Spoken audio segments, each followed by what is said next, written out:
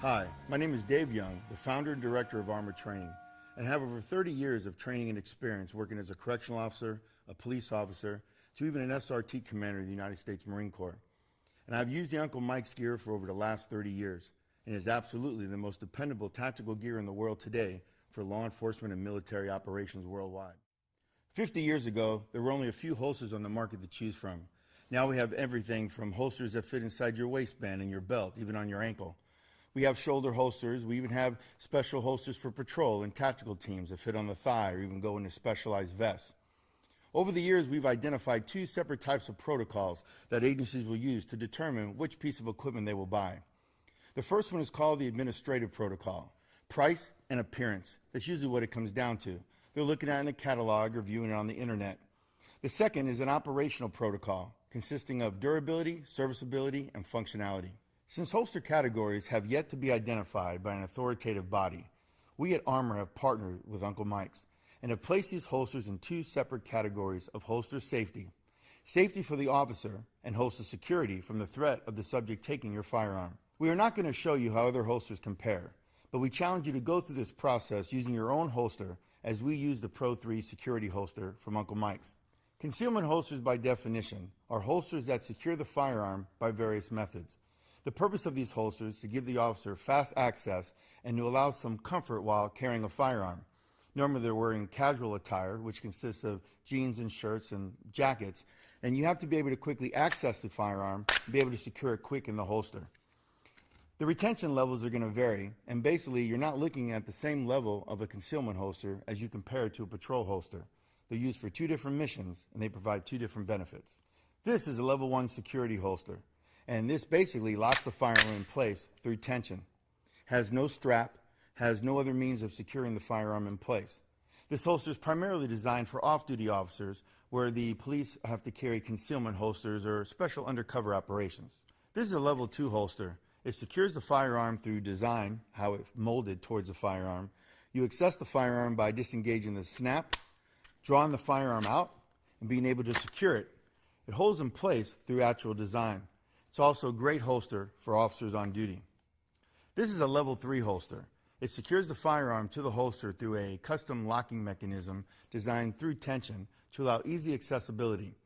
Basically, you just undo the safety snap, access the firearm by using its safety features, operate your firearm, and when you secure it, it automatically locks in place. A level 4 holster predominantly becomes complicated because you have to remember more than gross motor skills to operate the weapon. You have to negotiate a snap on top of the firearm. You grab the firearm. Sometimes your hands have to leave the handle to operate other safety features. Then you have to remember how to pull, twist, or push the weapon down, which are not gross motor skills at all, and officers get confused and they lose their primary focus on their threat. These are not really officer-friendly holsters. It's important to note that drawing a firearm for any officer should be a gross motor skill reaction. Too many special features to remember, too many unnatural movements to unlock that weapon and gain it on the target can be not only life-threatening, but can jeopardize the lives you're sworn to protect. This is why we recommend a daily practice of accessing your firearm, resecuring your firearm, and do this from various positions that you're going to be in real life. Now we're going to test the durability of each of these holsters. And again, do this with me at home. Does your holster provide the physical protection it needs to protect the firearm while it's in the holster? Does the holster protect the firearm from staying with the officer in the duty belt? And what kind of actual durability protection does it protect it from climate and different environmental concerns like salt and sand and even intense heat?